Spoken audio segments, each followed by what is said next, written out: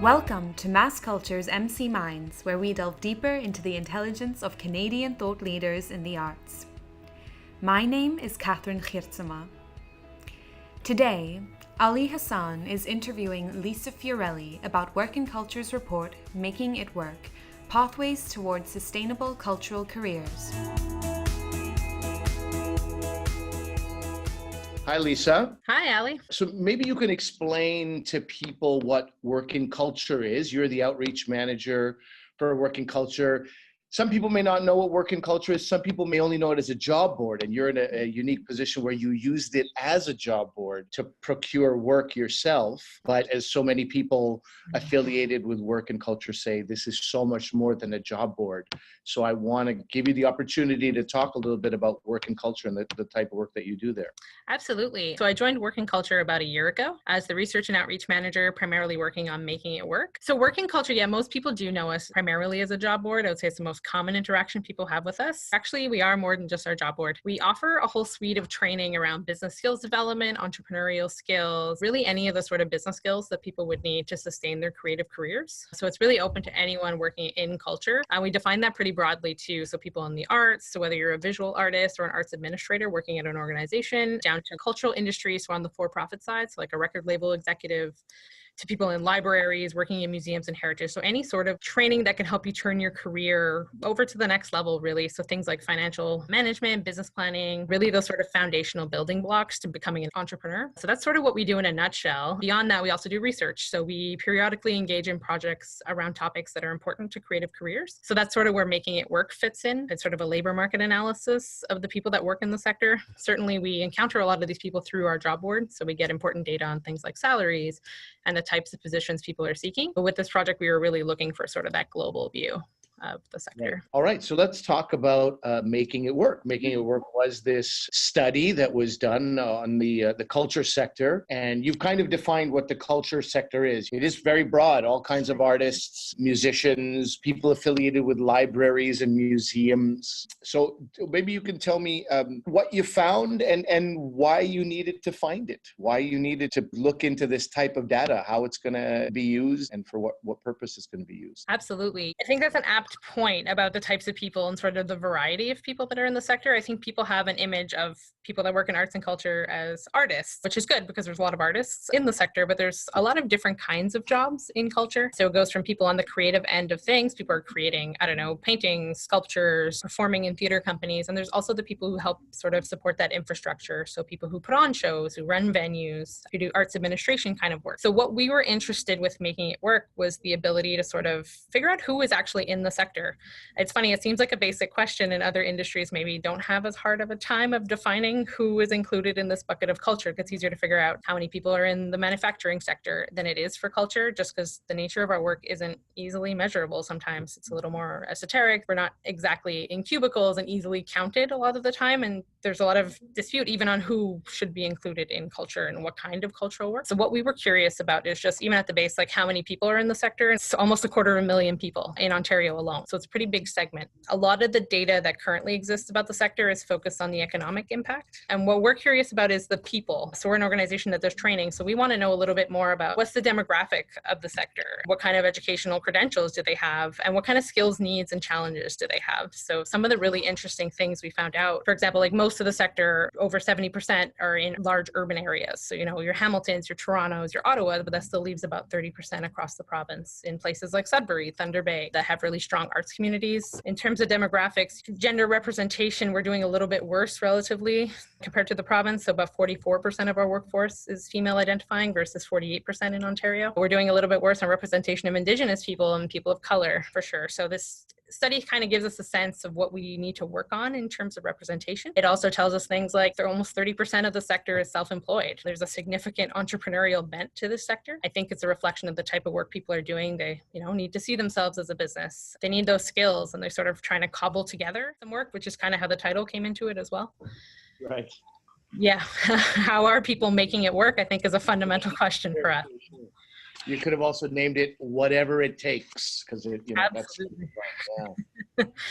For sure. And from our perspective, we're also really interested in the training piece. So through this project, we ran a survey, but we also went out to 10 communities and talked to people about how are you, in fact, making it work? What do you think you need if you're running an organization? What are you looking for when you're hiring someone? Like, what are the really top of mind issues? And that's sort of how we got into some of those training questions. So yeah, so why do we need this? We have a lot of access to data as an organization in terms of our job board or the people that undertake our training now.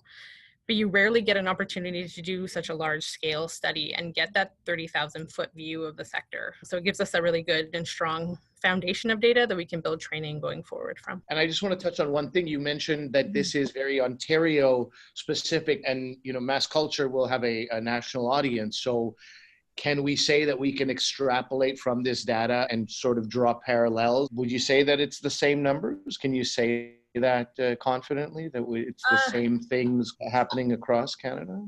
I think there are certain things that we can comfortably say are shared across the country. I mean, I don't know how transferable the data is in terms of numbers and the data we got, for example, about how many people are employed in the arts or heritage. Like, that'll change depending on where people are. But certainly the level of like precarity of the sector and the need to make it work and sort of cobble together work, and the prevalence of self-employment or freelance work and people working a little bit in the sector and a little bit outside to support their artistic career, I think are things that resonate across the country from other reports that I've seen. For example, Hill Strategy just put out a report that sort of does that national look and collects some of the same data. And I mean, there's a lot of interesting parallels there on what's going on. I would think that a lot of the data around, to be honest, the pretty low levels of income of cultural workers would resonate across the country. The fact that people at best are sort of getting 80% of their income from their cultural work and having to have a second job or another kind of job outside or within the sector, I think that resonates.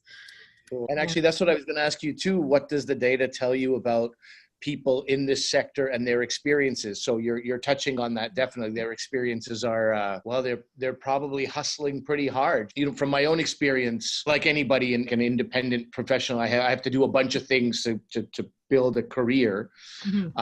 But if I take just stand-up comedy, for example, you realize that it's just not enough to go on stage and be a comedian. You have to know how to market yourself. You have to know how to sell yourself. You have to know how to just sort of speak intelligently to people who are decision makers. So there's so much more out there that you don't think of when you're first learning to play the fiddle or whatever it is that your art might be. Yeah, and I think that's really common for people across almost all disciplines that we spoke to. We heard it a lot in the regional roundtables as well, and I'm including Toronto as one of those regional roundtables, but people felt that, they were really happy to be in the sector overall, like despite some of the challenges around salary and compensation. Their concerns were also around things like they wanted to be doing meaningful work, they wanted to be passionate about their careers, and they were passionate about what they were doing, but they do become increasingly concerned of, can I afford to stay in this sector? When it gets to a point like living in Toronto, am I able to afford housing?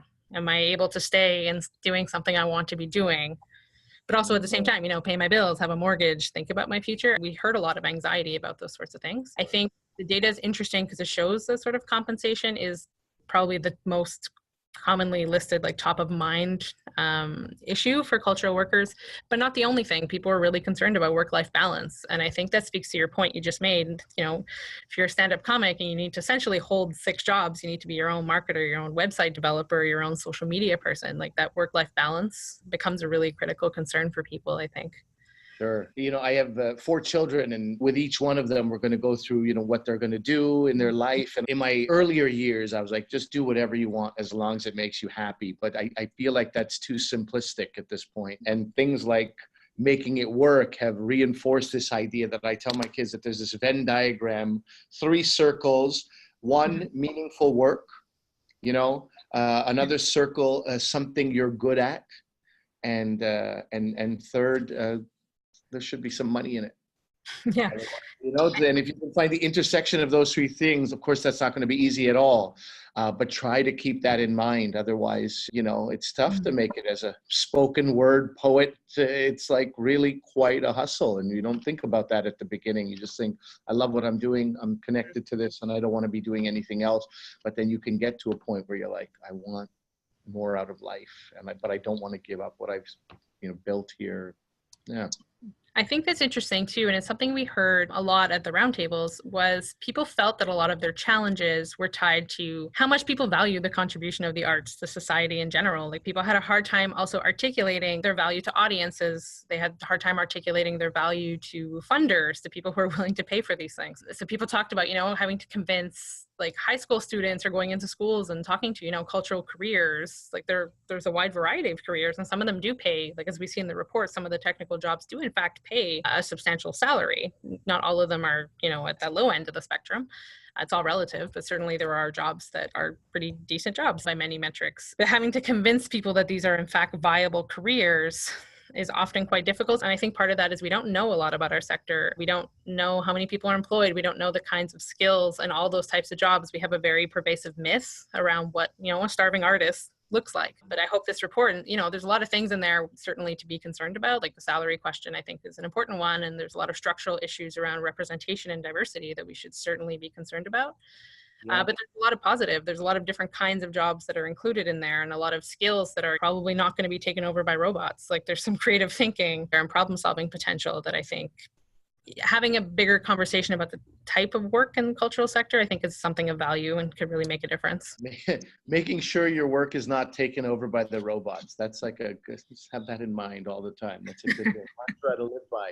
I was going to ask you about something else that people may not associate with arts and culture, which is skills development and training. You kind of alluded to it a little bit, but I wonder if we can dive into that, because there is a section, and I should mention, by the way, on your website, workinculture.ca, right on the front page, people can click and see like that infographic that really breaks down what the findings of Making It Work were. And so there is a segment on training and development. And I know as an actor, as a stand-up, the various things that I do, training is immensely helpful, even if it just shifts your perspective a little bit. To have a healthier attitude about something you're doing. That's all that a weekend course did for you. That's very, very useful if you can, go forward with that. So yeah, I wonder if you can talk about that training component.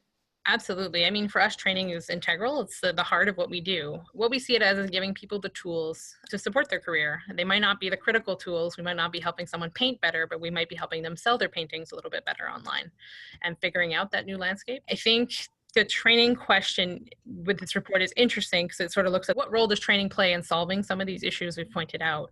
I think is a really important question that the report brings forward. When we talk to people about training, what I was struck by and what stands out to me now a lot is the types of training people wanted are the same types of training that are being offered in the marketplace, whether that's by us or by online services that you can get for free through Toronto Library. A lot of people are offering the sort of business planning 101 or that sort of stuff, and that's of value to people, but people really wanted more specialized types of training, which I thought was interesting, and I think it speaks to what happens at the middle ground of your career. There's a lot of that 101 when you start out. If you need to figure out Excel, there's lots of ways online you can get that content and figure it out for yourself. But once you're 10 years into your career and you want to figure out something specific about management or more in-depth business planning question, it's actually quite hard and expensive to get that kind of training. So for us, a big question is not necessarily about whether we need digital marketing training. We know we do, but what kinds of digital marketing training? If we want to help people get their careers a little bit less precarious, I think training does have a really important role to play because skills are constantly changing. And, in a lot of ways, like arts and culture is often at the forefront of a lot of these changes. Like Napster hit the music industry before lots of other things happen to it. People have to navigate the online systems. They have to figure out how to sell their work on Etsy or Amazon, or figuring out when they need a copyright lawyer. So those sorts of questions, and always needing to be up to date. I think that's where we have an important role. This report gives us a good sense of what people want, but I think it's a continual conversation. Things change so quickly with streaming platforms, and everything happens at rapid speed, it could feel like in the sector sometimes. So giving people that sort of timely training they need in that given moment, I think has a high potential. You're talking about these Etsy and Amazon, knowing when to put something where and this kind of stuff. I just started thinking about resources that are required for people. I wanted to go sort of broad and talk about the report's recommendations and ask you, what are the bigger recommendations to address these various issues you're talking about? Yeah, so the report points out about four large buckets, I guess, of recommendations. The first one is around what I've been sort of colloquially calling new ways to address old problems. So it's sort of like the HR, the shared management model. So what are different models we can enact at organizational levels or industry levels to sort of combat some of the challenges the report brings up? So for example, people brought up, a lot of the culture sector is very small organizations, like 1 to 2 people, often volunteer based. They don't really have time to figure out HR, which is a pretty big barrier for people. HR, accounting, those are time-consuming things that these organizations, A, can't afford, or B, don't have the expertise to learn on their own. So looking at ways, that organizations can pool resources to sort of get access to HR and accounting. Like there are interesting models from other industries we can bring in. That bucket would also include training. So how do we adjust as an organization in terms of what people have said they wanted and the ways that they want their training? Another major one is diversity and inclusion, and I think that's really the heart of the report in a lot of ways. The sector, there was an overwhelming need in the survey and the roundtables to really get at the heart of the question of whether the sector represents the people that live in this province. And people really do want to see movement on that. There's a finding, it's probably my favorite finding in the report, that sort of asked organizations where they stood in terms of implementing diversity and inclusion initiatives. So I think it was over 70% of people said it was an important value to their organization. But as you move towards, have you done anything about it? That number radically drops off. I think it's like 23% of people had some form of plan in place or were reporting on it or essentially doing anything about it. It's important to acknowledge that it's something you should be doing, but how do we get more people acting on it? And what are people missing? Like what's that missing ingredient that turns good intentions into actual action and measurable progress in this area? So that's certainly something we're focused on. The other recommendation is around our regional presence. Obviously, like if the sector is very urban, it's in large urban areas, but there are healthy arts communities in places like Owen Sound and Thunder Bay and Sudbury. So how do we do better to make sure that they're included in the conversations that we have in Toronto? Like we're very lucky to have lots of organizations operating here, raising these important questions. And even speaking on WorkInCulture's behalf, we're a team of 6. So we don't get out there as often as we could and should, but we need to figure out ways to be better about that and to bring more people into the conversation of what our sector should look like. And I think final recommendation in there is around advocacy. So for us, it's a few things. We want to give people the tools to advocate for themselves. So whether that's, giving them more data, like making it work. We asked people in the roundtables what they would use this data for. If we were able to collect things on salaries, what would they use it for? And the number one thing was grant applications. People want this data for very practical reasons. They want to be able to talk to their funder about the number of people that are employed in the arts and that people are self-employed and that this is what the people in the sector look like and this is why we need these sorts of programs. So for us, it comes down to, giving people maybe more training around advocacy skills, about maybe even just like creating infographics, like helping people get those skills, but also giving them access to more data.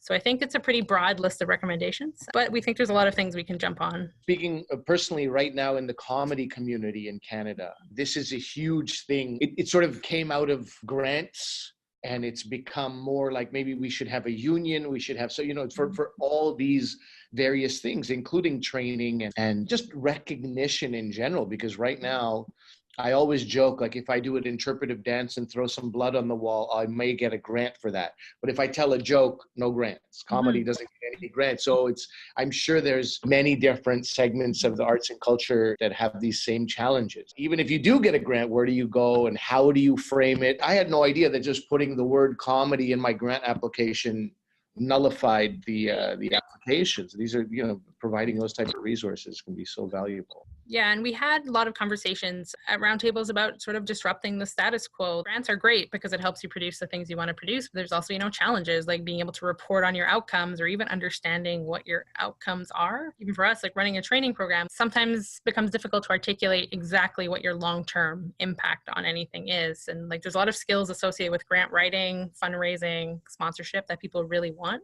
So yeah, we're certainly looking at those sort of things and those sort of skills and how we can best deliver those to people. That is a little bit more specific. The other things we were talking about or that you were referring to, some of them are very broad. Yeah. For example, diversity and inclusion, a good example of like people want to do it. It's a priority. How do they do it? How would WorkInCulture put in practical steps? How do we go from the broad to the specific? What are the next steps for you guys? Oh, that's a great question. That's sort of what we're grappling with now. What I thought was an interesting comment, and it made it into the report draft, was somebody said to us at a roundtable, I want training on my AODA or accessibility requirements, but I don't want another AODA manual. Like I don't want a 300-page manual on it. That give me something easy to do. And the thing with a lot of these questions is they're not easy to summarize quickly. They're nuanced. So this report in general received funding from the Government of Ontario, but it also built in not just a report, it built in some time for us to pilot activities and programs from this. So that's actually what we're working on right now. We've brought someone on board to help us design some curriculum based on some of these issues and figuring out what's the best way. Do we want to do some of this online? Some of it going to be peer-to-peer mentoring? Like what's the best format? As well as what are the topics top of mind for people? So that certainly we're grappling about how the best way to address some of these challenges are for sure. Okay, so your team of 6 has another sort of a half person right now for a little while at least. We've got some bench strength, yes. Yeah.